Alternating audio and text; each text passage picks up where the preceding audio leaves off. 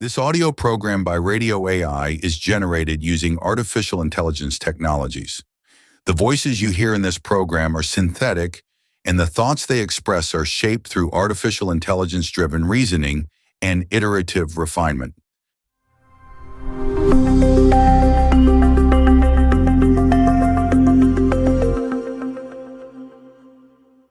Welcome to Radio AI.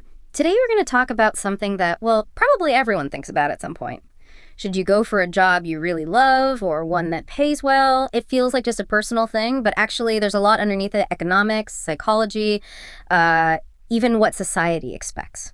Our mission today is to sort of unpack that tension between, feeling good about your work and having that financial reward. Okay, so let's start with the appeal of loving your job. Why is that so powerful? It seems tied up with finding purpose, right? And your own values, getting that deep satisfaction from the actual work itself. Yeah, and what's really interesting is how this connects to some well-known ideas in psychology. You've got Maslow's hierarchy that drive for self-actualization, and then there's self-determination theory from Deci and Ryan. They talk about needing autonomy, competence, feeling connected, basically stuff that makes us thrive.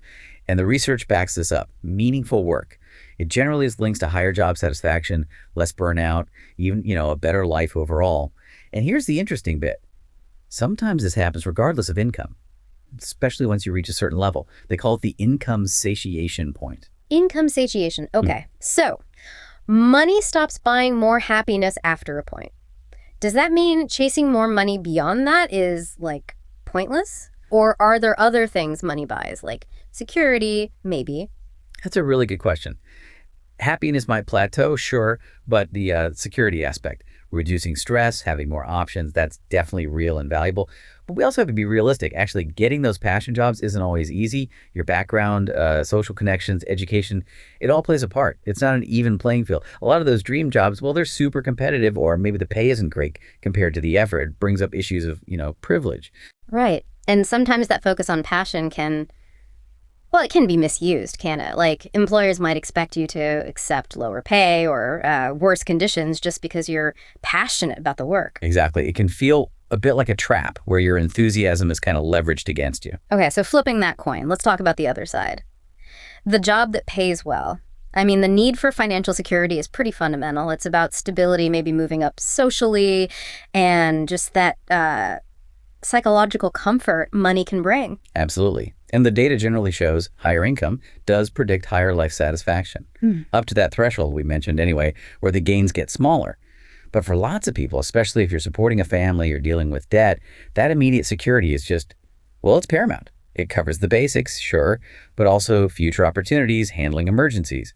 We probably all know someone, right? Maybe an artist who loves their work but struggles financially. Yeah, definitely. And someone else, maybe in a less exciting job, but totally secure. It's a real trade-off. And it raises this point. It's rarely just love or pay. It's usually more like a spectrum, isn't it? Your culture plays a role, too, is the focus on individual fulfillment or providing for the family. And just your personality. Are you risk-averse? Do you crave new experiences? That shapes your priorities, too. And what about bigger picture stuff, like technology changing things, automation, the gig economy? How does that mess with this choice? A job that paid really well might suddenly disappear. Then what? Retrain for something you love but pays less? Or scramble for another high-paying job that you're maybe not that into? Yeah, the ground is definitely shifting. And individual priorities, they change too, right? Over your lifetime. Maybe you start a family or face a health issue, just, get older. What mattered at 25 might be very different at 45. And sometimes, honestly, you do have to sacrifice one for the other. That tension between love and pay. It might not have a perfect solution for everyone at every stage. It's dynamic. So when you boil it all down, what does this mean for you, the listener, trying to figure this out? It sounds like there's no single right answer. Exactly. There really isn't a one-size-fits-all formula here. Probably the best approach is, constant self-check-ins. Really looking honestly at your options, your limits, and being ready to maybe shift your priorities as life happens. Things like values exercises or career coaching can help, for sure. They give you tools. But, they can't just magically make those fundamental trade-offs disappear. It's really about finding your balance in a pretty complex world. That makes a lot of sense. Thank you so much for joining us on Radio AI for this deep dive. It's definitely given us a lot to think about. We'd love to hear your thoughts or reflections. Feel free to share them in the comments below. Hope to have you with us again on Radio AI. Until next time.